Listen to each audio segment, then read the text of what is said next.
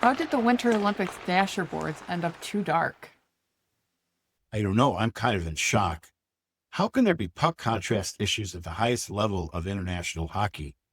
That's a really huge problem and a great sports branding podcast topic.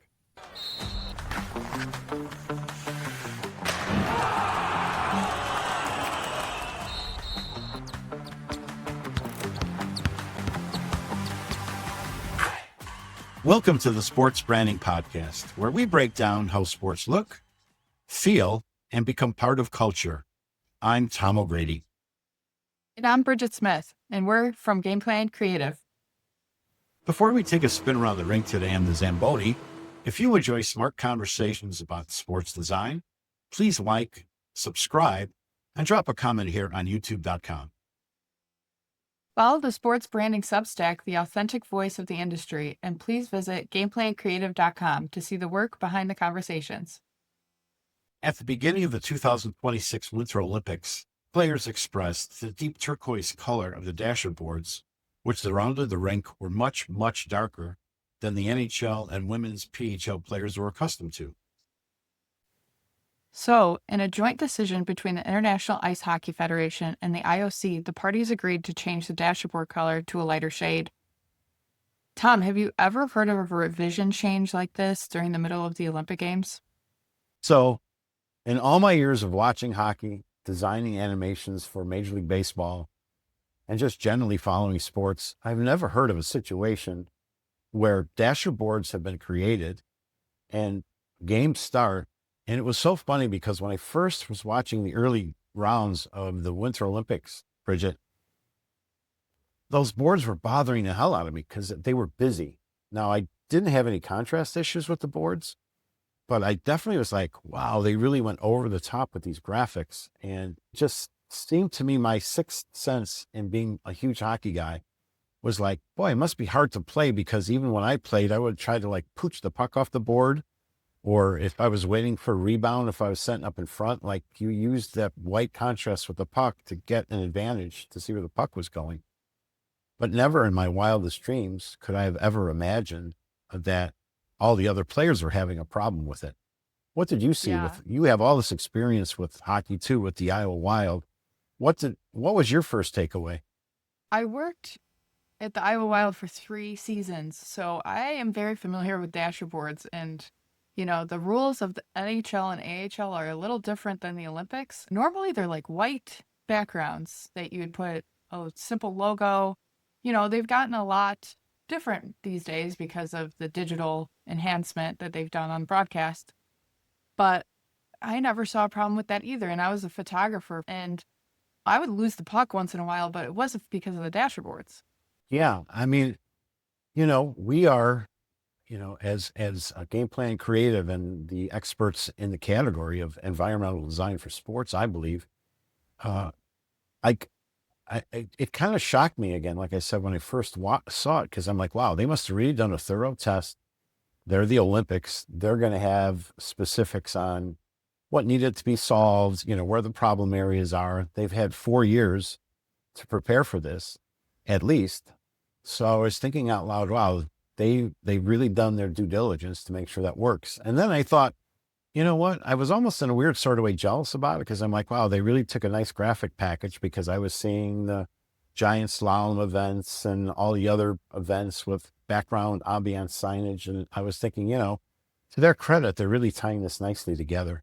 I thought it was a really good looking package. Don't get me wrong, design wise, right? I agree with you. When I saw it on broadcast for the first time on the dasher boards, I wasn't even thinking about the puck. I was like, oh, that looks nice. And then I was like, wait a second. I don't usually see it this dark. Um, and then some of the players were complaining about it, mostly goalies that were having issues with it, but some of the broadcasters were having issues with it too. Yeah, it's strange. I know that even for players, when you get into like a cluster in the corner and you're chasing a puck and there's 4 or 5 guys and girls kind of, checking each other and trying to get control of the puck, even along those areas, I would think that, there's just a lot of darkness there, and it really was like operationally, I was like, somebody had to approve this. So again, my sixth sense said something went wrong here, but I thought, no, there's no way that this could have been installed and not have somebody check it. We can go back. We're very fortunate, Bridget and I. We've worked for Major League Baseball for a long time, and we do, I mean, the high-end animation work for the All-Star Game, for the postseason, for the World Series. And so we have some true tried and true rules when we're designing to, right, Bridget, that when we're Yeah. starting any project, I mean, you've done a beautiful job of coordinating and creating for all the different sponsors we have. You've done thousands and thousands of boards for Major League Baseball.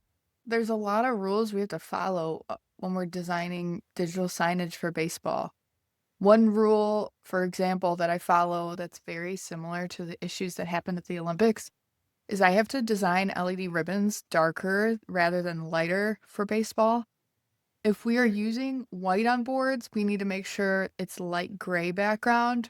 A white baseball could get lost to players, specifically pitchers, who are pitching directly at home plate digital signs.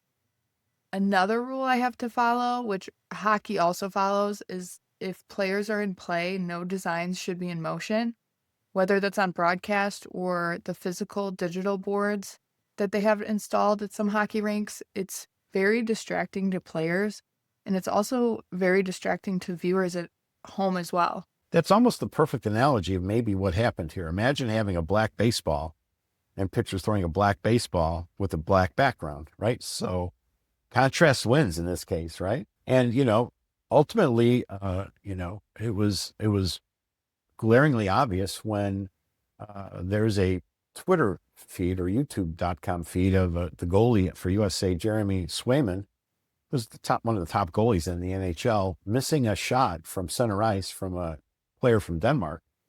And as you look at the replay, you could see that player is not even really trying to score a goal necessarily. He's just trying to dump the puck Right.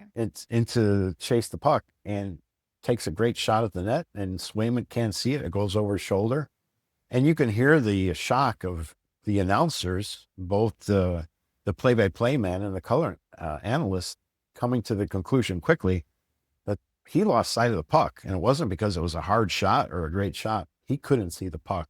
Tom, do you remember when you first started watching hockey, what dasher boards looked like?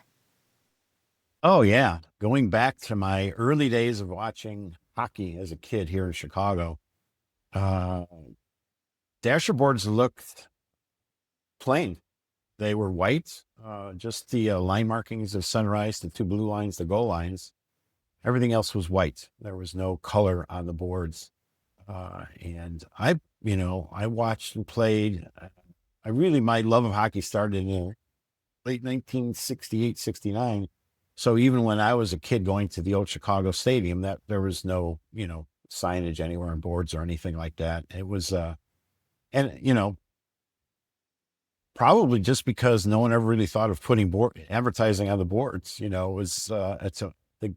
the game was still just growing. They'd gone from 6 to 12 teams in 1967, 68. So the NHL was really, in a weird sort of way, in its infancy across the United States. But when I see shots of a guy like Bobby Orr, for instance, in the shot playing the Rangers, I get warm feelings about it because there's such a beautiful picture on the ice. You've got these great old uniforms with these bright colors and these, old arenas.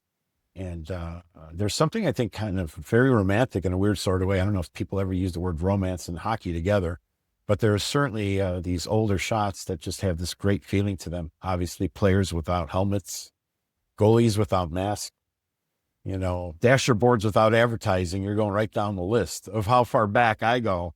But, as times change, things change, And so I think throughout the 1970s, Bridget, there was really no advertising to speak of on the dasher boards.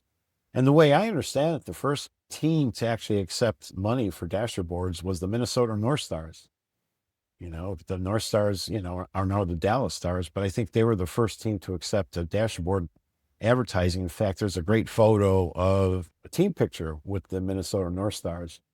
And sitting right in the middle of that picture art is a great old Budweiser King of Beers sign, And apparently the rumor was that they got $3,000 for the whole season to have that advertising on the board.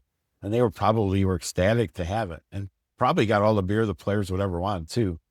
And back in the days of Slapshot, that was probably something that was really, really appreciated by the North Star players. So I think, like when you really start to see signage creep, that's probably like 1980, 81.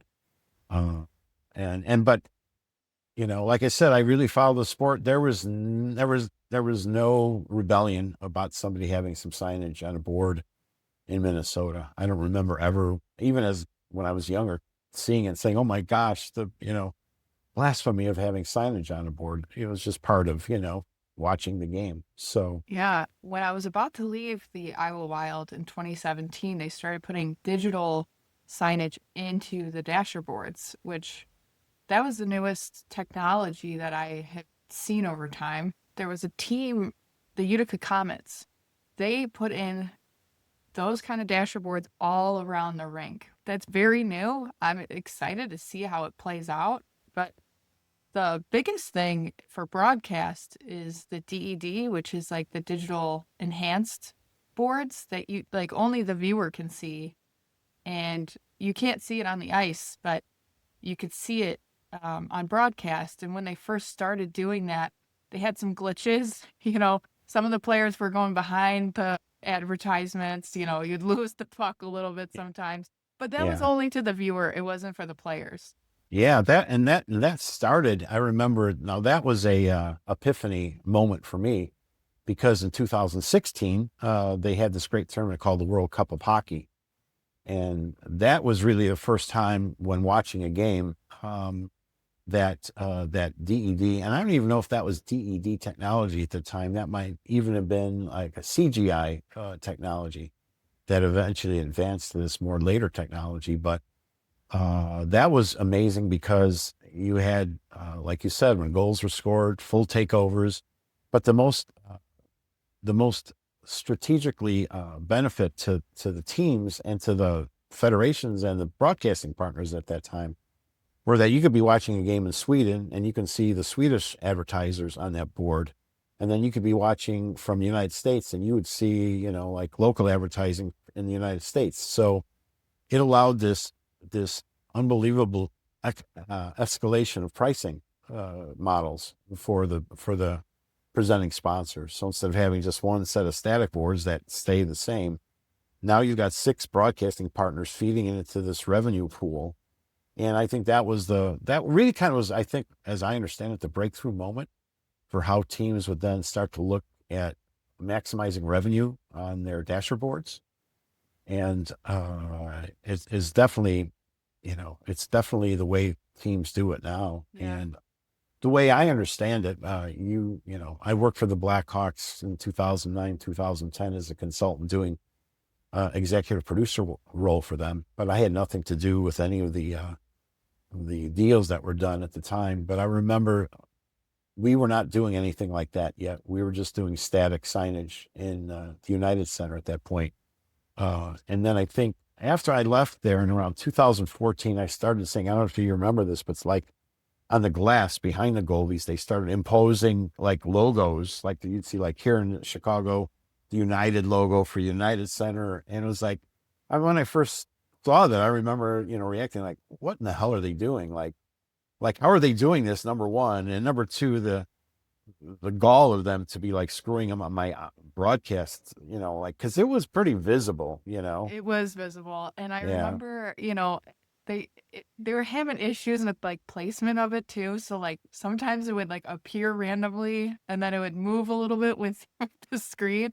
And as Yeah. a viewer, it's so distracting. It's so Yeah. distracting. And now it seems like it's like we talked about this before we got on the podcast, just how omnipresent this all is now. And it's not only on the dasher boards, but you can see how they're putting it on the ice where they have like, and just inside the blue lines, they'll have the, 2026 NHL playoffs logo. And then all of a sudden a Honda logo will pop up there in that same spot, And when you're in the arena, there's nothing there now. They don't even impose the logo onto the rink anymore. It doesn't seem. They don't need to, because there's only 20,000 eyeballs are going to see that, but there's going to be hundreds of thousands of viewers that see the superimposed logo on the ice and the dasher boards.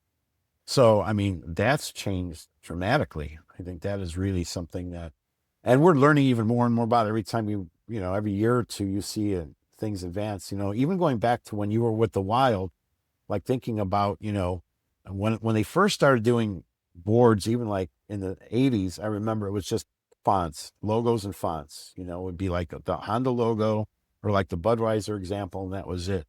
And then as digital photography and digital fabrication advanced, like you can even see we've got a sample here where you see like little Caesar's delivery, but then you see this huge slice of pizza, on the board as well.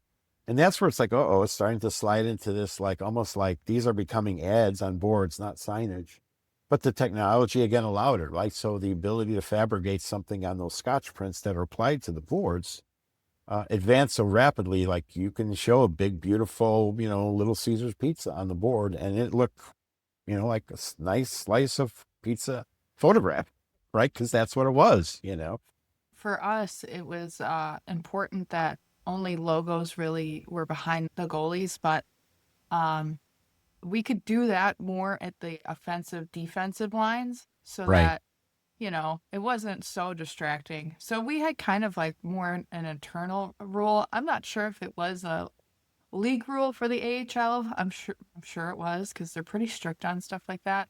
But the Olympics couldn't do anything, I don't think, digitally because of how fast the turnaround is. Yeah. Yeah. I mean, I think one of the things that I've noticed throughout the Olympics is it's very limited corporate sponsorship of anything. Like when you notice that there's not a lot, it's not like NASCAR where there's logos all over the place, or like international hockey, where you see the team of Sweden and they're just a billboard of different graphics, on the players. So I think that's one of the beauties of having dasherboard signage that they had at the rink, was like it wasn't just this, sailorama thing going on. It was very clean and very pristine. And if it was done right from the first time, I think we would have probably been, as environmental designers, drooling over like, wow, they really nailed that one. They really hit it. It was cool to see it, but it was wrong when it was all said and done. The execution was flawed.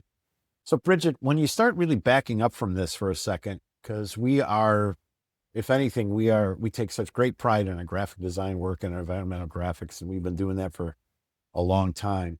But when it's all said and done, I think one of the things that you and I do really well as designers is putting ourselves in the athlete's seat and understanding how important it is to first look at it from the athlete's performance stance, right? Like Yeah. it doesn't matter if we win all kinds of awards for great environmental design, but if the players were complaining about the fact they couldn't see the puck off the dasherboards, we failed our job because we let down the athletes. And ultimately, that's what we're doing, right? Yeah, there's a fine line between aesthetics and function in sports. You cannot just Yeah. design for aesthetics, unfortunately. I mean, I would love Right. to, but then if it gets in the way of the game or the player, then it's useless. Like, function is so important Yeah. in every sport, and if you impede on that, it's going to be a huge issue. Yeah. I tell you what, as we're talking about this, I'm even thinking about spring training games right now. And I sometimes, being in Chicago, I'm turning on a Cubs spring training game just so it feels warmer outside to me. And then you see like two teams, like the Cubs will be playing, like, I'm making this up, the Royals, and they both show up in their royal blue uniforms, right? And I'm like, Right. well, who the hell allowed them to do that? Like, it's like, that's got to be really hard for players to go out there and show up. And it's like, okay, I'm batting for the Cubs, and there's 9 Royals out there wearing royal blue uniforms. And like, I'm an outfielder, and I'm like, I can see this guy running in a royal blue uniform, but he's got no glove. It's like, those are things where I think that, the idea of really good graphic design is understanding the importance of the performance of the players and the game action, and I think in this case, the boards kind of were the enemy of a great player performance, which is really kind of harsh to say, but, you know, I agree, Tom. And, yeah, if Swayman had an issue with seeing the puck, I'm sure other goalies did, but, would he have caught that? It really can change the game. Yeah, and imagine I think some of these tournaments, if you lose a game, you get knocked into a winner's bracket, and it makes it almost nearly Right. impossible to win so if there's a play where some goalie can't see a puck late in the game and it goes over his shoulder, and all of a sudden it's like they lost 3-2 because of this oddball goal, that's really, really criminal to me for whoever operationally set up the rink, you know? And at the Olympics in general, I mean, you're playing at the highest level of sports, and for something like that to get in the way is a huge deal. Yeah, yeah, and it's even more surprising because the technology, like every 4 years when you watch the Olympics, you're just like your jaw drops on what they can do with camera work, the amount of feeds they have, how they can stream games now. It's not even an impediment anymore to stream the games.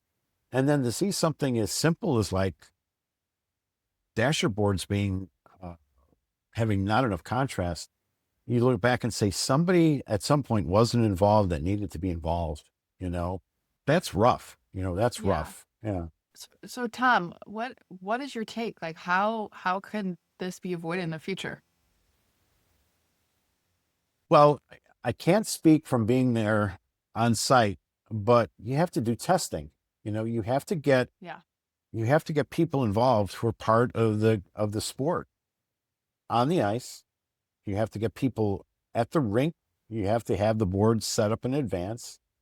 So there's 3 or 4 checkoffs, and you can kind of add or subtract as you see, but I think you have to have a couple scrimmage games, and they don't have to be by the Olympians themselves. They could be a local high school hockey team, because all you're really looking for is opinions of hockey players. And second, that would be the first. And then, of course, the goalies, right? Right. So the goalies have to be part of that equation. Then I think one of the things, would be the broadcasting partners to have the different cameras set up. So you have each location set up accordingly. And then the thing that you might even miss, but would be important, is even like on ice officials, because if there's a puck that bounced off a dark board and you can't tell if they're onside or offside because the puck got lost on like a dump in, or like they're trying to clear the zone and you can't see the puck bounce off the board, and the official misses it, again, disaster. And it's so avoidable because all you really needed to do was have a couple scrimmages and just test the environment. I think you're totally right. I think you get the players on the ice, you get the broadcast crew there, and you almost have like a sign off from each of them saying like, yeah, this feels comfortable to me. I'm okay with the environment. We're good to go. And maybe that's like for every country that's involved because, they have different rules on different leagues and all of that, but at least one representative to say all good, just so the game goes fluid and you don't have issues like this in the middle of the Olympics. Right. And, the fallback to that, if there was any issues or they had a problem, strip the boards. They're white boards. We're going to play with white boards, because there was no advertising on those boards. There was no revenue to be lost on those boards. Right. Those were you and I, over time with Major League Baseball, we just call those eye candy. They're just Yeah. ambiance graphics anyway, right? And which is nice to have, and it ties together the entire event, but at the end of the day, completely unnecessary when it comes to the performance of the players. And Yeah. working with MLB, I mean, I will give them so much credit for doing this. When we worked for the All-Star games, specifically home run derby, because sometimes the rules would change for that year by year.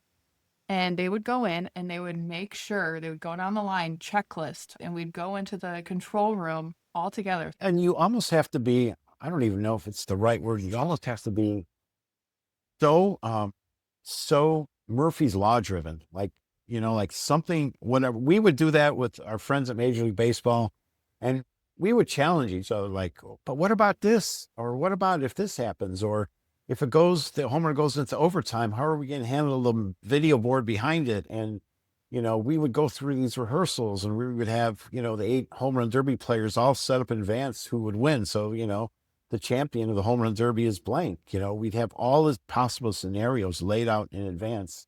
Like, I love this word. We were obsessive about it. And I think it always worked for us because we never got caught with dark dasher boards at a Major League Baseball event, if you know what I'm saying. Yeah, and I'll give them credit. Like, the designs were great against white. It really popped, but functionality for ice hockey, not good. No, So not at all. And like I said, like those boards would have been much better white than what they had for the problems that they ran into. yeah, Athlete performance matters more than anything else, you know? And if there's two people in the rink and they're still playing for a gold medal, like you even think about back to COVID when there was no fans in the stands, and yet we were taking with Major League Baseball extraneously hard, obsessive efforts to make sure, even with, cuts from the cameras with nobody in the stands, our work was standing, and it was really working well. So uh, I think that sometimes, and hopefully people will take a new appreciation for what really should go into it and what's yeah. involved and what's at stake if you don't get it right, you know? Yeah, I think there's a lot at stake, which is why I think the IOC went into action right before the playoff rounds. They lightened the colors overall, the entire design.